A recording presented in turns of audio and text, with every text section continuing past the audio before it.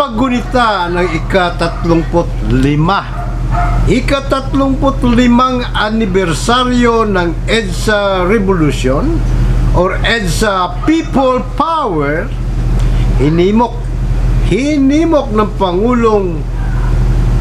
Pangulong Rodrigo Roa Duterte, tayong mga soberanong mga mamayang Pilipino, na ipagtanggol ang ating mga karapatan at ipagtanggol ito po at protektahan ang ating mga demokratikong institusyon. Now, narito sa kanyang pinakahuling Talk to the Nation, tahasang inamin ng Pangulong Rodrigo Roa Duterte na hindi niya kaya linisin ang bulokrasya to its pristine stage. Ano po? Ika nga, hindi niya kayang linisin to the max ang bulokrasya, lalong-lalo na pagdating sa usapin ng korupsyon. As I have promised the nation, I said I would dedicate the last remaining months of my stay in the office of the President going after corrupt people, so that by the time na maminus-minus na, do not expect me to entirely clean as a pristine, clean bureaucracy. That is impossible and cannot really be achievable. Pero as we go along our way, marami na tayong talagang itong korupsyon. Pangunahing pangakong panghalalan 2016 noon ay si Mayor Digong nung siya'y tumatakbo pagka-Pangulo. Kaya mga kalahin kayo, mga kapwa ko soberano mamayang Pilipino, lalo na mga kapwa ko itsapwera, ang tanong na nagmamakaawa para maitanong, totoo nga ba? Totoo nga ba na walang solusyon ang korupsyon? Na hindi kayang linisin ang bulokrasya? Totoo nga po ba? Good morning, Philippines. Good morning, Philippines. At syempre, good morning sa aking mga kapwa soberano mamayang Pilipino, mga kalahin kayong manggi, lalong-lalo na ang mga kapwa ko itsapwera.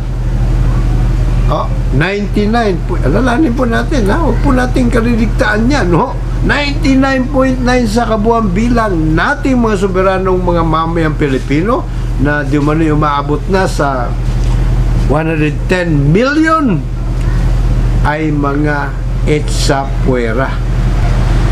Soberano lang tayo sa pangalan, sovereign but powerless Filipino people.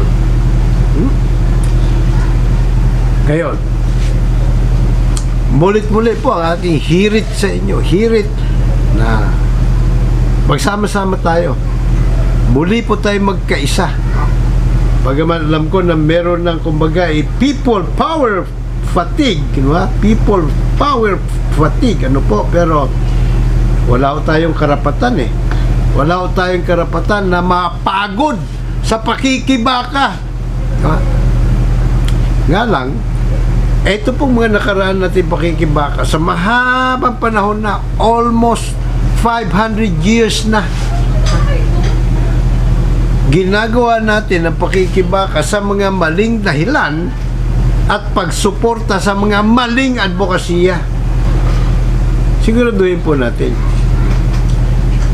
Ang isang tanong na nagmamakaawa para ating maitanong sa mga pumupormang tatakbong presidente, senador, kongresista, party list, at sa lahat ng posisyon sa local government units, sana tatanong natin sa kanila, ano ang konkretong solusyon na meron ka para matuldukan ang korupsyon at human rights violations. Yan lang kasimple. No, hindi ako particular. Wala akong particular na grupo na sinusuportahan. Hanapan mo sila imbis na puro tanggapin na lang natin hook, line, and sinker yung kanila pong mga black propaganda. Yeah? Black propaganda. Teka, paanda rin nga natin ito. Ayan. Yun, no? Yung kanilang pangguguyo, yung kanilang pang-uuto, yung kanilang mga slogan. Yeah?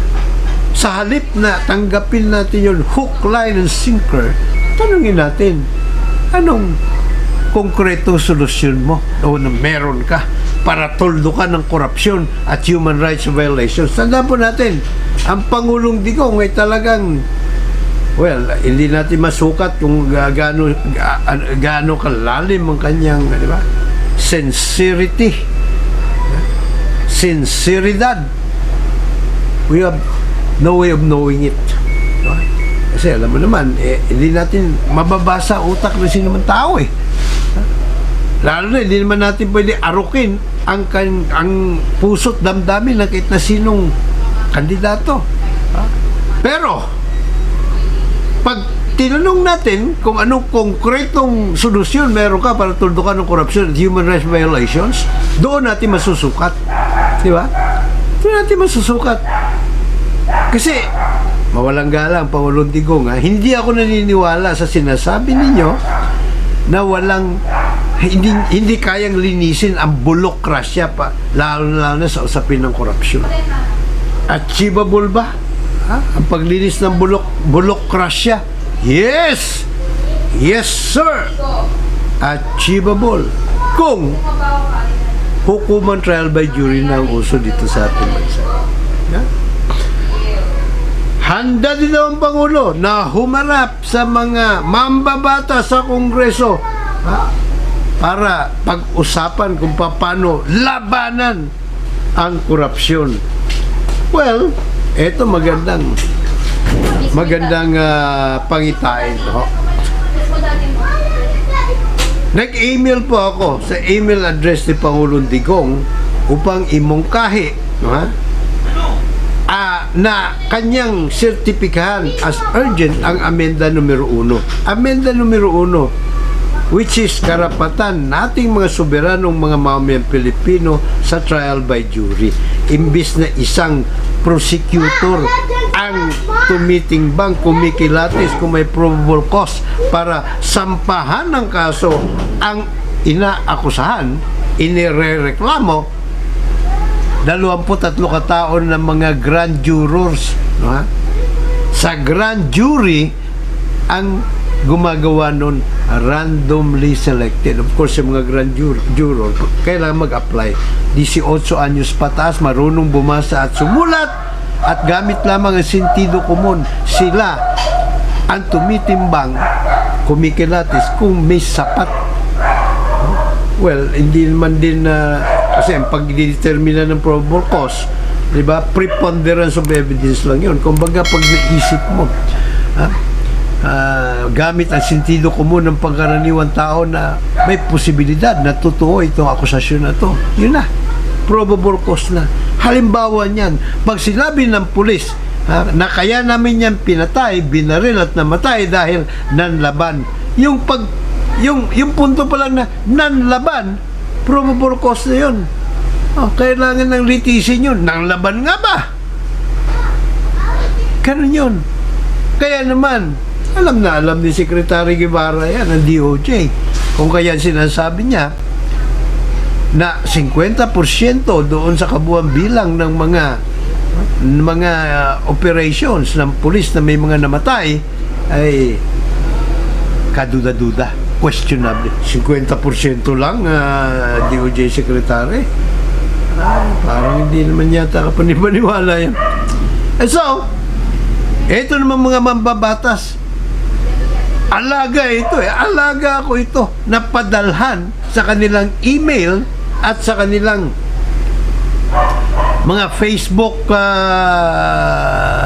account, di ba? Ng proposal ng amenda numero 1 at yung aking mga argumento kung bakit kailangang ipairal na sa bansa ang jury justice system. Kung bakit kailangan, well, unang-una, ang jury justice system, no, ay puso, esensya at pundasyon ng demokrasya. Malinaw po tayo riyan. Puso, esensya at pundasyon ng demokrasya. Sa madaling sabi, dahil nga sa hindi kasama sa ating Bill of Rights, sa ating mga karapatan, ang karapatan sa trial by jury, bilang mga jurors tayo ay huhusga. Isa ka naman nakakita na sovereign people na walang karapatang humusga. Tayo ang mga hari sa ating bansa, tapos wala tayong karapatang humusga. Hindi demokrasya tunay itong meron tayo. Peke ang demokrasya, pseudo democracy ang meron tayo dito. So inaalagaan ko itong mga mambabatas natin, lalo na yung mga senador, dahil kasi niwala ako na, well, tabi-tabi po, mas meron silang, kumbaga, pagdating sa kung tawagin ay statesmanship, kargado sila kaysa mga kongresista. Kasi ang kongresista, ang palagi nila isinasaalang-alang yung kanilang distrito, yung pangangailangan sa distrito. Samantala ang mga senador, ang isinasaalang-alang nila palagi yung pong mga pangangailangan ng kabuuan. Kaya nga ang tawag dyan sa Senado ay training ground ng susunod na Pangulo ng ating bansa. And so, hari nawa, mapag-usapan sa Kongreso at mapagtanto nila pare-pareho, lalo niya Pangulong Digong, na kailangan niya sertipika na urgent ang amenda numero 1, karapatan ng mga soberanong mga mamamayang Pilipino sa trial by jury. Yun naman talaga hinugot sa Amerika ating demokrasya at ang pundasyon ng United States of America sa kanilang saligang batas, nakaukit ang karapatan ng mga mamamayan sa trial by jury. Yun ang pundasyon. At bukod sa nakaukit sa original na teksto ng kanilang saligang batas ng karapatan sa trial by jury, pinaluap pa ng 5th, 6th, 7th Amendment para lalo maging solid, para hindi magamit ng sino man sa gobyerno nila, sinong Punso Pilato ang poder, para tapak-tapakan ng karapatan ng mga Amerikano. Sabi ni dating Pangulong Fidel Valdez Ramos, hindi pa tapos sa revolusyon, referring to the EDSA People Power Revolution, sapagkat malinaw na yung mga pinaglaban sa EDSA, yung karapatan ng mga mga soberanong mamamayang Pilipino, na nakaukit pa man din sa mga sasaligang batas, hanggang ngayon ay hindi pa rin nakakamit, hindi pa rin nakakamtan natin. Tumpak naman ang dating Pangulong Fidel Valdez Ramos. Po. Sabi niya, the revolution is not over and the work remains unfinished until every Filipino enjoys the freedom and the rights embodied in our Constitution, our democracy secure, and we regain our seat at the table of the community of nations. Ang problema lang dito, hindi rin alam ni Pangulong Fidel Valdez Ramos kung ano ang solusyon. Ito sinasabi sa Britannica, democratic institution. Kasi, di ba sinabi ni Pangulong Digong, protektahan ninyo mga mamayan ang inyong mga karapatan at ang inyong mga democratic institution. Kasi batid niya, nawala sa kapangyarihan niya, although ang sinumpaan niya tatungkulin niya, di ba? To preserve, defend, and protect the Constitution. Pag sinabi mo Constitution, kasama na lahat ng mga democratic institution riyan. Ang problema, may tatlong branches ang gobyerno. Legislative, Executive, Judiciary, or Executive, Legislative, Judiciary. Ang hawak niya, Executive lang. Pwede niyang ipatupad, i-execute ang mga batas. Pero kapag merong lumabag sa batas, hindi niya man po pwedeng barilin karaka-raka. Ha? Mali nga yung sinasabi niya, natanggalin niyo na yan, yung mga suspendido na yan. Ha? Sapagkat kailangan siya duman sa korte. Pero sabi niya man, sige, magdemanda kayo! Magdemanda kayo! Matagal na natin narinig yan sa mga dati pang leader. Naghahari-harihan sa ating bansa. Magdemanda kayo! Tingnan ko kung saan dadamputin ang kaso nyo sa hukuman trial by palakasan na kontrolado ko. Hindi po ba? So walang kaayusan, walang rule of law. Ano po? And so, ano yung mga democratic institution na yun sa Britannica? Ito, alam nyo, pinag-uusapan dito ay ang Athens, Greece. During the 5th and 4th centuries BCE. BCE. Before Common Era. Kung tawagin, ito before Christ. Another important, sabi na, political institution in Athens was the popular courts Discarteria. Parang discarte dating, Discarteria. So, para mahanap nyo ito, kung anong tunay na kahulugan nito, hanapin nyo yung dicastery. I don't know if I pronounce that correctly. Dicastery o dicastery? Siguro dicastery ito. Described by one scholar as the most important organ of the state alongside the assembly with unlimited power to control the assembly. Kayang kontrolin nitong dicasteria ang assembly mismo na powerful doon sa kanila.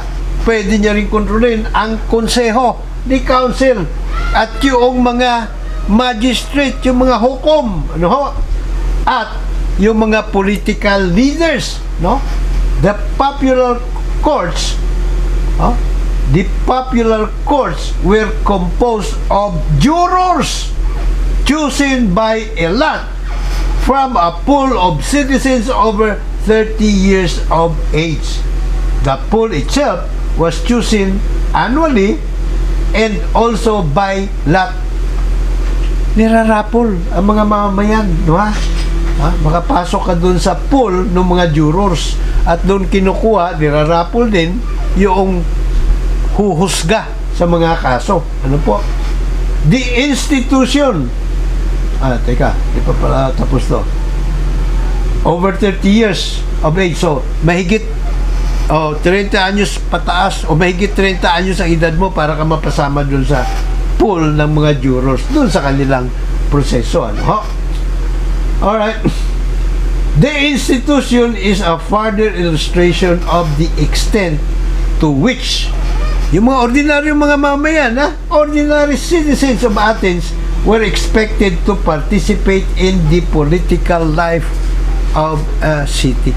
Ito yung democratic institution sa Athens, Greece, the Primera. Number 1 na democratic institution ang jurors, mga mamayan, ordinaryong mga mamayan na siyang humuhusga sa mga kaso at kaya niyang kontrolin maging ang mga konseho, ang mga huwes ng gobyerno, mga judges, magistrates, at siyempre pa lahat ng mga politiko. Kasi itong mga politiko, pag uncheck, lalo na sa atin, uncheck yung powers nila di ba? Di sila napapanagot, kahit kurakot sila ng kurakot, kaya namimihasa. So, makalipas sa matagal na panahon, muling umusbong sa England itong Magna Carta. Magna Carta of 1215. Ito naman yung Magna Carta. Carta Libertatum, the Charter of Liberties of King John, granted June 15, AD 1215. So, Magna Carta is a charter, the Charter of Liberties. So, marami. Ilan yun? 63 na mga karapatan. Ito yung precursor ng Bill of Rights. na nagkameron sa Amerika, sapagkat ang Amerika ay dating kolonya. Yung mga estado doon, 13 mga kolonya yon ng Great Britain. Back in 1215, merong 63 freedoms or mga karapatan ang mga Briton na nakapalob dun sa Magna Carta. Pero ang pinakasusi para lahat o walang malalabag na karapatan itong si King John, ay yung pang 39 na provision. Ano yun? Ayan, nakalagay. No freeman shall be seized or imprisoned or dispossessed. Imbarguhin mo yung kanyang mga pag-aari or outlawed. Sabihin mo na yan, kwan yan. O red tag mo. Komunista yan. Terorista yan, di ba? Pag sinabi ng hari na, damputin mo si Pedro, terorista yon. Ano magagawa ni Pedro? Yeah? Wala siya magagawa. So, malinaw. Talaga nakasaad sa provision, ha? Outlawed or in any way destroyed. Destroyed, ha? Parang sisirain ka lang bigla, gugutay-gutayin ka, pahihila ka sa 4 na kabayo. Tatalo yung 2 kamay mo dun sa at yung 2 paa mo sa 4 na kabayo. Well, bukod-bukod sila, no? Tapos patakbuhin ng iba't ibang direksyon. O watak-watak ang katawan mo, destroyed. Nor will we condemn him, nor will we commit him to prison, excepting by the legal judgment of his peers or by the laws of the land. So, legal judgment of his peers. Ano yun? Trial by jury of his fellow Briton. Kapwa niya mga mamayan. Ito yung trial by jury. 3 ang na-establish ng Magna Carta of 1215. Ano yun? Representative government. Kaya nga sila may parliament, no? Representative government, the rule of law, and trial by jury. Of course, itong representative government at yung rule of law, inutil yan kung wala itong pangatlo. 5 pillars of justice ang meron sa bansa. And by the way, dito sa 5 Pillars Association of the Philippines Incorporated, tayo po ay director for Justice Change. Ang founder nito na national chairman ay si General Willard Larry Grahida. Siya po ay taga-IAS sa PNP. Dapat matagal na nag-head ng IAS yan. Pero reformist yung mama. Kaya wala siyang puwang. Wala siyang puwang sa pinakamataas na posisyon sa IAS sa PNP. Internal Affairs Service. 5 Pillars of Justice, make no mistake. Sapagkat ang pagkakaalam, ang fake news ni Congressman Alfredo Garbin Jr. na siyang nagtutulak ngayon ng tsa-tsa sa mababang kapulungan, 4 pillars lang daw ang meron. 4 pillars of justice lang daw meron.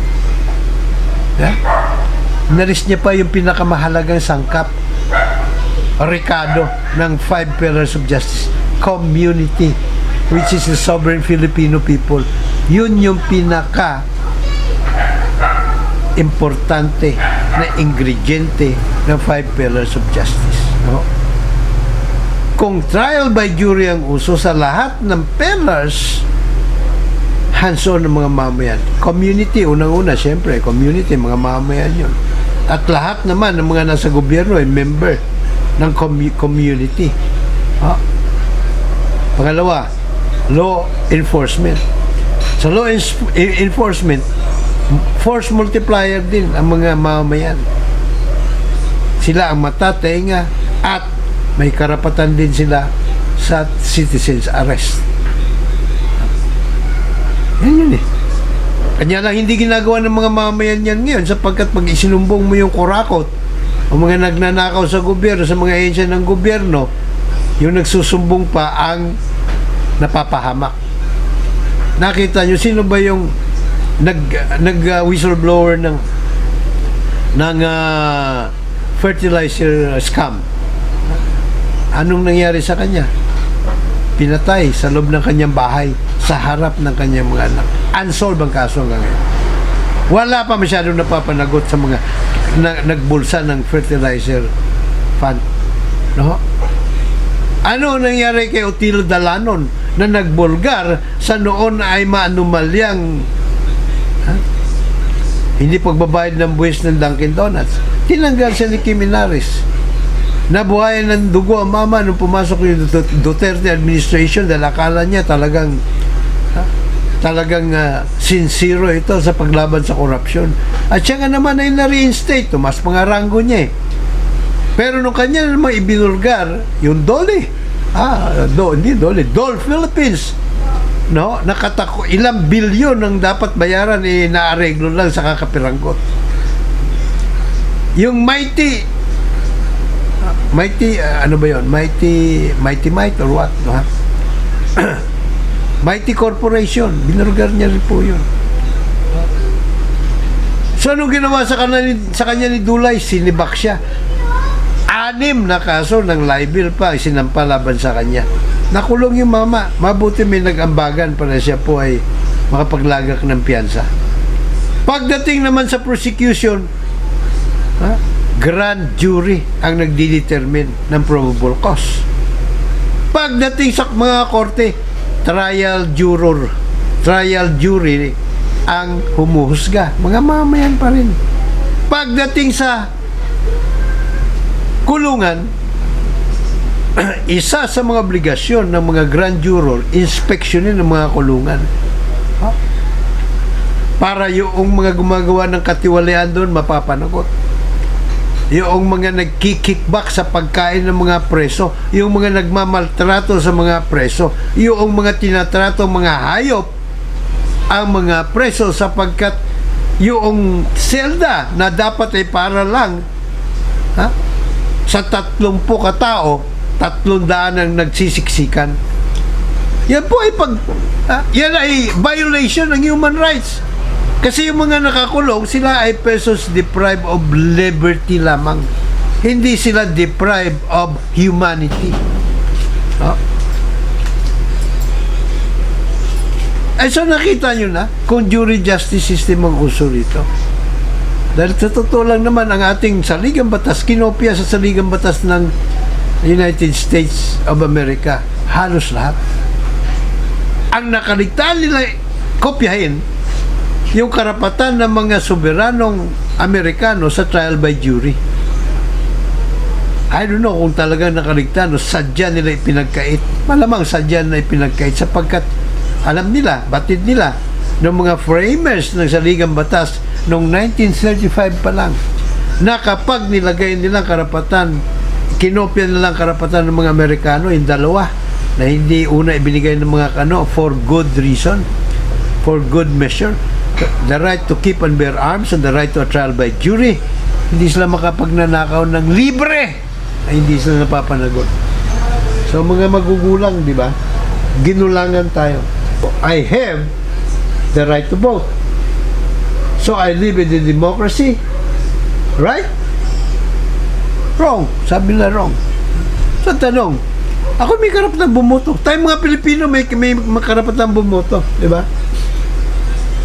Ibig ba sabihin noon nakatira tayo sa isang bansa na demokrasya? Ay sabi ng democracy defined that mali, di ba? Suffrage, sabi niya, does not define democracy. Yung karapatan lang natin bumoto, di po yan sapat. Kasi, Comelec, alagang babuyin ng ating boto di ba? At di sila napapanagot. Paano ba naman silang papanagot? Dispalinghado din mag-isip. Ito po ating mga abogado, lalo ng mga Comelec lawyers. Ay, dinidemanda yung mga nanalo Hindi man dinidemanda yung may kagagawan. Alinsunod sa batas, Comelec ang inatasan na bilangin ng gusto ng tama ang ating mga boto. Sila ang binigyan ng poder ng mga siwa sa halalan. Wala nang iba. Now, ang kanilang poder na yun ay may kaakibat na responsibilidad. At yung responsibilidad na yun, kailangan nila managot. Dapat sila yung dinidemanda ni Bongbong Marcos, di si BP Leni, at lahat ng mga dinaya sa halalan, demanda nila yung mga komilikotong, mga komisyoner dyan. Sana po, ang hirit ko lang siya, paki-like naman ninyo, pag-subscribe para updated kayo, no, sa ating advokasya. No, at paki-share na rin po kung hindi kalabisan. At dito, hindi masasayang yung suporta nyo rito sapagkat tinitiyak ko sa inyo. Pag naipauso na natin sa bansa ang jury justice system, lahat tayo ligtas at mga milyonaryo. Kahit taga nyo po sa bato yan. At hindi lang tayo sa kasalukuyang henerasyon, maging yung ating mga kaapu-apuhan sa mga susunod pa na sa lahi till His kingdom come. Pero wala nang pinakamatikas na serbisyo publiko kundi ang pagsusulong nitong ating dalisay at dakilang advokasya, juror advocacy or juror revolution. Meaning, pagdating ng halalan 2022, magluluklok ho tayo ng mga juror advocates candidate mula sa konseho hanggang sa Malacanang. Pero hindi lamang po ito. Hindi pa pwedeng puro kyaw-kyaw lang yung ating mga i-endorsong kandidato. Ano ho? Kailangan handa siyang pumirma ng covenant na ang number 1 yung plataforma, amenda numero 1, karapatan natin mga soberano mamamayang Pilipino sa trial by jury. Ito pa rin po, ako pa rin po inyo lagi nakandang maglingkod, Mr. Juror Sixto Kitkilatis Lagari. God bless us all. God bless Philippines! Siyempre, atin pong palagyayawanan sa inyong sangkusing kaisipan batay sa sentido komon. Dapat lang, juror ka